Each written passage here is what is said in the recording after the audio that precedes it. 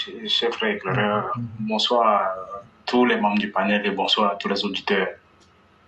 Donc, chers frères, en 10 minutes, ce que je comptais dire ceci à nos auditeurs. Le président de la République nous a apporté le développement. Mais là, le développement durable, là, c'est nous les militants et ainsi que les collaborateurs du président de la République qui devons apporter ça à la Côte d'Ivoire. Pourquoi développement durable? Développement durable, c'est un terme aujourd'hui qu'on utilise partout aujourd'hui dans le monde entier. Tout simplement, ça veut dire que en se développant, il ne faudrait pas qu'on détruise la nature, il ne faudrait pas qu'on détruise tout ce qui fait que nous vivons, tout ce qui assure notre existence dans notre milieu dans lequel nous nous trouvons. Et aujourd'hui, ceux qui sont dans les climats et environnement, c'est un terme aujourd'hui qu'on utilise. Mais on peut l'utiliser aussi du côté politique. On a besoin d'un développement durable. Et on compte aujourd'hui sur tout le monde. Pourquoi développement durable? Parce que toutes les routes que nous apporte le président de la République, toutes les universités aujourd'hui qui sortent de terre, tous les efforts que le président fait de telle sorte à ce que les conditions de vie des Ivoiriens puissent changer là, il faudrait que ça soit dans le temps. Nous ne devons pas laisser tout ce que le président est en train de faire là, tomber à l'eau parce qu'il y a certaines choses qu'on devait gérer dans le pays ou bien certains collaborateurs du président de la République qui ont préféré s'asseoir sur 2 sièges. Et nous, les militants, nous ne devons pas accepter ça. Tout ce que le président fait actuellement, là, ça doit continuer dans le temps. Tout ce que le président de la République est en train de faire aujourd'hui en Côte d'Ivoire, là, d'ici qu'ils vont dire dans 10 ans, là, on doit encore améliorer ça encore. Et si vous, les militants, vous vous taisez en face de certains agissements des collaborateurs du président de la République, nous n'allons pas arriver là où nous voulons arriver aujourd'hui. Le président de la République dit tout le temps, il dit ce pouvoir-là, on peut conserver ce pouvoir-là pendant 50 ans. Est-ce que c'est faux? C'est pas faux. On peut conserver ce pouvoir-là pendant 50 ans parce que nous, on est champions. Et ce champion-là, c'est qui nous a montré en 10 ans. Là. Même Félix Houphouët-Boigny ne nous a pas montré ça. Mais quand je vois des militants aujourd'hui qui sont découragés parce que les cadres du parti essaient, ne les voient pas. Mais toi, tu vas te laisser décourager par ce cadre-là et de donner dos au président de la République parce que toi, tu es découragé. C'est ce que nous, on vous dit. Non, non, non, ne soyez pas découragés à cause d'un cadre. Tout ce que nous faisons aujourd'hui, faisons-le à cause du président Alassane Ouattara. Est-ce que c'est le cadre du parti ou bien un ministre qui est aujourd'hui dans le gouvernement? Est-ce que c'est lui qui a donné l'université ou bien est-ce que c'est lui qui t'a apporté l'eau chez toi? C'est le président Alassane Ouattara qui nous a apporté l'eau. C'est le président Alassane Ouattara qui change nos quotidiens. Mais pourquoi on va baisser nos culottes devant ces cadres du parti-là qui ne font pas le boulot? C'est là où on veut vous envoyer. Nous, on vous demande tout le temps de venir sur cette plateforme-là. Venez qu'on dénonce, venez qu'on soutienne notre leader. Mais pourquoi? Vous voulez qu'on fasse le combat à votre place? Vous voulez qu'on fasse le combat à votre place? On ne va pas faire le combat à votre place.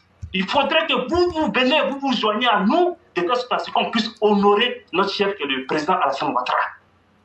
Il est bien de nous écouter. Mais quand on vous demande de venir parler, vous ne venez pas parler. Vous voulez qu'on fasse quoi? Vous voulez que Ouattara soit humilié? Vous les militants? Parce que vous avez décidé de ne pas parler? Si c'est votre souhait que le président Alassane Ouattara soit humilié, dites-le nous. Parce qu'aujourd'hui, il est important de mener un combat. Les militants, ne vous laissez pas distraire par ces cyberactivistes RHDP-là qui ont décidé de communiquer de façon indirecte pour les blégoudés, pour les hommes du parti.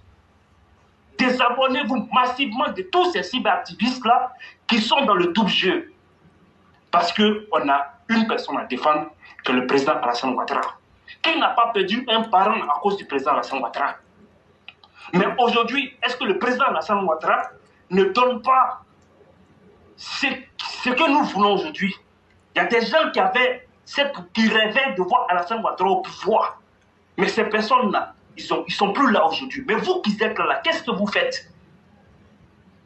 Les 10 000, ce qu'on vous donne, vous êtes là en train de courir derrière ces personnes-là aujourd'hui. Là. Mais ces personnes, en réalité, là, sans vous, ils ne sont rien. Parce que c'est toi, moi, lui, tout le monde, nous on a voté Alassane Ouattara et Alassane Ouattara a nommé ces personnes à la tête de l'État, à la tête de certaines sociétés étatiques. Ou bien aujourd'hui, ils sont ministres. C'est parce que toi, qui as voté Alassane Ouattara aujourd'hui, Alassane Ouattara, lui, dans son travail, il a besoin d'une personne et il a mis ces personnes-là. Donc s'il ne fait pas le boulot, aujourd'hui, on a des moyens de pouvoir communiquer, pour faire travailler les gens. On peut venir dénoncer, mais tout le temps, on n'incite pas quelqu'un. Nous, on veut que le travail du chef soit bien fait. Mais toi-même, militant, est-ce que tu aides le président de la République? J'ai jamais cessé de le dire. Est-ce que tu aides le président de la République? Parce qu'une personne, on se déplace, nous, chaque jour pour aller voter le président de la République. Et le président de la République nous donne énormément de choses. Mais le minimum, c'est de défendre aujourd'hui ton bulletin de vote. Si tu ne défends pas ton bulletin de vote, c'est dit que tu as trahi le président Alassane Ouattara. Aujourd'hui, le président Alassane Ouattara ne peut pas compter sur vous. Les militants, il y a des militants même, je ne sais même pas d'où ils viennent. Le président Alassane Ouattara ne fait que dire tout le temps. Si vous doutez, regardez derrière. Ne soyez pas des balais de glace. Quand on dit on suit un leader, c'est d'être fidèle jusqu'à ce que ce leader-là puisse partir et qu'un jour toi-même tu t'assois, tu te dis, ah vraiment, j'ai suivi un homme, ce monsieur-là, vraiment, il mérite mon soutien. Et c'est ce qu'Alassane Ouattara aujourd'hui fait. C'est ce qu'Alassane Ouattara aujourd'hui fait. Quand on regarde aujourd'hui en Côte d'Ivoire, la plupart des personnes aujourd'hui qui vont s'asseoir sur les plateaux télé en train de parler, mais tu te demandes, mais est-ce que la Côte d'Ivoire regorge encore d'intellectuels? Parce que si ce sont ces intellectuels du pays-là qu'on nous montre tout le temps, mais ceux-là ne sont pas des intellectuels. Hein? Parce que moi, je n'arrive pas à comprendre. Un pays est régi par des lois, et quand les lois du pays sont, comment dirais-je, sont prises contre une personne, c'est la justice. C'est la justice qui s'est exprimée. Il faudrait qu'on quitte dans les sentiments pour dire non, est-ce que Babo Laurent, il est la seule personne qui a braqué la banque BCAO en Côte d'Ivoire ici? Ça, c'est pas le discours d'un intellectuel.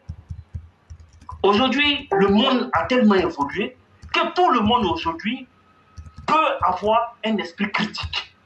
Moi, en toute sincérité, ces personnes qui vont s'asseoir sur ces plateaux télé-là, c'est des personnes qui doivent leur existence à des partis politiques aujourd'hui en Côte d'Ivoire. C'est des personnes, ils viennent dans des plateaux-là, ils viennent pour se vendre cher aux partis politiques de Côte d'Ivoire. Celui qui va toujours parler mal d'Alassane Ouattara, dans ce genre de débat-là, c'est quelqu'un qui sera bien vu par les opposants. Raison pour laquelle, quand vous observez ce genre d'émissions-là, vous allez remarquer qu'il y a énormément de personnes dans ces émissions-là qui sont animées de mauvaise foi, qui voient bien la vérité, mais qui décident d'aller à côté. Parce que, moi, quand je regarde, je sais qu'à chaque fois qu'ils sont invités, peut-être qu'ils vont passer dans des partis politiques là-bas pour prendre de l'argent. Donc, nous, les militants, ne nous laissons pas distraire. Laurent Gbagbo, aujourd'hui, il n'est pas dans une démarche sincère, je vais vous le dire. Laurent Gbagbo, il envoie ses lieutenants aller rencontrer le Premier ministre. Et nous sommes en train de parler d'une situation qui va dans le cas Gbagbo. Et lui, 2 jours après, il va faire semblant à la commission électorale indépendante et il appelle les journalistes du monde et il insulte toute la Côte d'Ivoire. Même nos magistrats, il ne les a pas loupés. Il a insulté tout le monde. Les personnes qui savent décoder des discours vont vous le dire. Mais vous voulez qu'on n'a pas fait quoi avec Laurent Gbagbo, vous les militants? Moi, je vous le jure, si c'était Laurent Gbagbo qui était au pouvoir et que c'est Alassane Ouattara qui était dans ce cas-là, Laurent Gbagbo, il allait faire un semblant d'inviter le président ou bien les leaders du parti RDR au palais présidentiel. Mais derrière là, Blaise Boudié allait de sortir avec ses camarades-là pour venir faire barrage pour dire que ceux-là, ils ne rentrent pas à la présidence de la République de Côte d'Ivoire. Nous connaissons comment cela fonctionne. Normalement, vous les militants même là, vous devez dire non, ceux-là, on ne les veut plus en Côte d'Ivoire aujourd'hui. Nous là, sans faire barrage aussi, ceux-là, ils ne viennent pas. Parce que c'est comme ça qu'ils allaient réagir. Mais comme le président Alassane Ouattara nous a toujours dit, de ne pas aller dans la violence avec ces personnes-là. Mais les militants, restez sur vos gardes. Restons sur nos gardes. Et surtout, Comme le dit les paroles saintes, surtout le Coran, on dit ton ennemi là, celui qu'il faut combattre là, ce n'est pas ton ennemi qui est à l'extérieur là, c'est l'ennemi qui est à l'intérieur. Et au sein du RHDP, on a énormément de personnes aujourd'hui qui sont dans un double jeu. Donc là, nous les militants, nous devons les combattre, nous devons les vomir pour que le père, notre père de la nation, la personne qui a développé la Côte d'Ivoire aujourd'hui, puisse partir tranquillement en laissant un développement durable pour la Côte d'Ivoire. Donc, chers frères, en 10 minutes, c'est ce que je comptais dire et je te dis merci. C'est moi qui vous dis merci infiniment. Merci infiniment pour ce que vous avez dit. Et entre-temps, il y a Yann qui avait voulu prendre la parole. Yann avait demandé 2 minutes, mais Yann, on va vous laisser 5 minutes pour pouvoir exposer et puis nous clore l'émission du jour.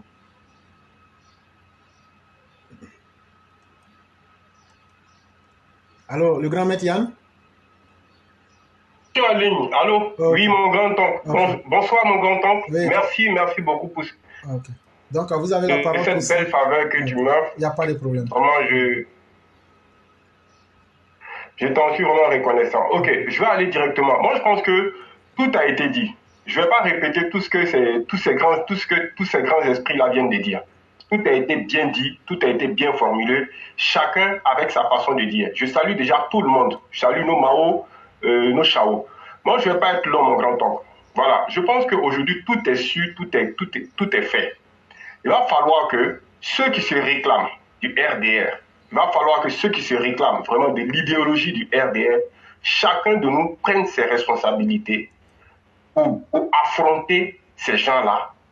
Pour que l'assaut final, pour que nous puissions les broyer jusqu'à broyer leurs os, pour qu'ils comprennent que toute plein manigas là ne marchera plus.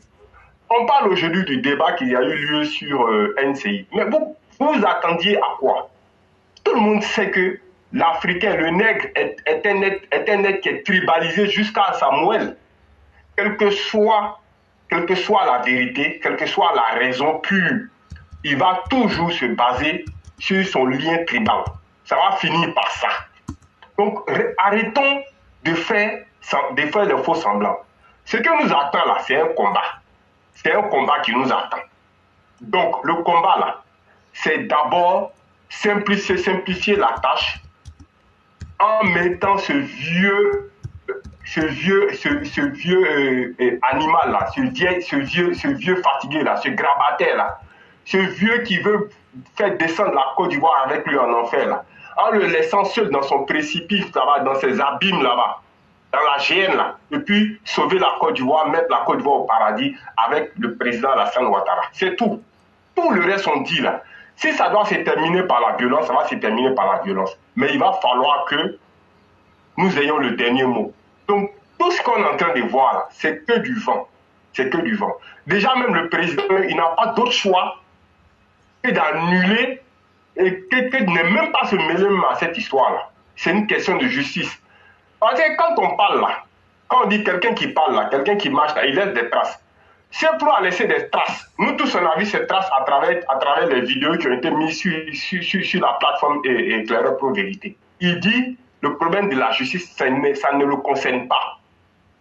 Il a voulu faire du faux pendant que le président le plus ivoirien de la Côte d'Ivoire, tout le monde connaît. Parce qu'à part lui, là, personne n'a décliné son arbre généalogique. Il n'y a pas. Il n'y a pas. Je mets quiconque au défi de me dire qui a décliné son arbre généalogique, à part le grand homme, celui que Dieu a mis sur notre chemin pour que nous puissions aujourd'hui avoir le sourire et taper notre poitrine pour dire nous venons de la Côte d'Ivoire. Il n'y en a pas. Donc, arrêtons de tourner autour du pot. Ce qu'ils veulent nous imposer là, parce qu'ils sont en train de ruser comme des diables, alors que nous savons tout ce qui nous attend. Donc, ne tournons pas à côté. Le président ne doit pas se mêler dans cette histoire-là. Et ils n'ont qu'à arrêter d'aller se plaindre à la CEI. Le problème, c'est un problème juridique. Il n'y a pas de problème politique en Côte d'Ivoire. Il n'y a pas de problème politique. C'est ceux-là même qui forment eux-mêmes leurs propres problèmes politiques et qui veulent nous imposer leurs problèmes politiques. Mais le grand monde, on t'a toujours dit, ils sont venus, ils disent réconciliation. C'est toujours nous qui donnons. C'est toujours le parti au pouvoir qui donne. Eux, ils donnent quoi? Maintenant, c'est que nous, on leur réclame là. Le vilain là, le malin, le vilain, le diable là, il n'a qu'à aller s'asseoir dans son village là-bas, s'occuper de ses petits-enfants. Sinon, là, il va finir comme je sais pas moi, un serpent qu'on traîne la queue comme ça, un serpent mort qu'on traîne la queue. Il n'a qu'à aller se reposer. S'il veut vraiment la dignité, mais vous savez, comme un cafard là, quand sa mort est proche là, il court, il s'en va dans le poulailler, hein. C'est ce qui va lui arriver. Donc moi je le dis en toute sincérité pour finir, pour clore, il va falloir simplement que nous nous préparions à mettre fin à tout ça. On a trop duré dans ça. La Côte d'Ivoire ne peut pas... Lui n'est pas le centre ni de la terre, ni le centre de la Côte d'Ivoire. Donc il va falloir que nos dirigeants, nos responsables politiques qui prennent des millions par mois à ne rien foutre là. C'est le moment de sortir, de recadrer cet impénitent là, de le recadrer. Parce qu'on ne peut pas continuer à ça. Nous, on a envie que nos enfants fassent aussi rester au pays aussi, profiter aussi un peu de la Côte d'Ivoire. Notre jeunesse a été gâchée avec les grèves à répétition. Depuis qu'il est arrivé en 90 en Côte d'Ivoire, là, il a tout chamboulé. Donc lui, son anarchisme, sa vilainie, son esprit diabolique qu'il veut imposer à la Côte d'Ivoire. Il faut que un jour, que nous prenions nos responsabilités pour mettre fin à ça. Et le président est le premier responsable de tout ce qui pourra nous arriver. Si lui ne prend pas ses responsabilités, nous allons prendre nos responsabilités. Mais lui, il doit prendre ça. Il ne doit même pas se mêler de ça. Il n'a qu'à laisser avec la justice pour qu'on règle ça. Maintenant, ces cadres-là, ils n'ont qu'à, c'est le moment d'intervenir. Mon grand frère Hans, il a été trop gentil. Paroles comme ça, là, ceux-là, ils ne comprennent pas. Il faut parler comme mon grand toc. Il faut les choquer pour qu'ils sachent que s'ils s'amusent à sortir, à faire quoi que ce soit, c'est leurs os, on va broyer. Mon grand toc, j'en ai fini. Je crois que c'est clair. Et le message doit être pris comme tel. Si vous êtes dans le double jeu, sachez qu'on ne parle jamais ici sans savoir de quoi nous parlons. Vous ferez mieux de faire le bon choix. Merci infiniment à tous les panélistes. Merci à tous ceux qui ont participé aujourd'hui. Sur ce, on va se dire bonne soirée et que Dieu nous garde et demain est un autre jour. Merci à chacun de ceux qui ont mis les cœurs, de ceux qui ont partagé, de ceux qui ont fait des commentaires, et que la grâce de Dieu demeure en nous. Et je salue aussi la mère au travail en lui disant que s'il a les arguments de ce qu'il dit, demain il peut participer au direct et on va faire une confrontation intellectuelle devant la nation. C'est ainsi important pour qu'il vienne défendre ses idées. Et je terminerai par les mots du roi du printemps. Nous ne sommes contre personne. Notre seul ennemi, c'est la pauvreté, c'est l'ignorance, et surtout l'obscurantisme, qui commence par la pauvreté intellectuelle, morale, et qui se finalise par la pauvreté matérielle. Voilà nos vrais ennemis. Et donc, essayons de faire du monde un endroit mieux pour les générations à venir. C'est ce que le président Ouattara fait. Aidons-le dans cette tâche-là. Soyons nous-mêmes. Que la grâce de Dieu demeure en chacun et nous nous retrouvons demain.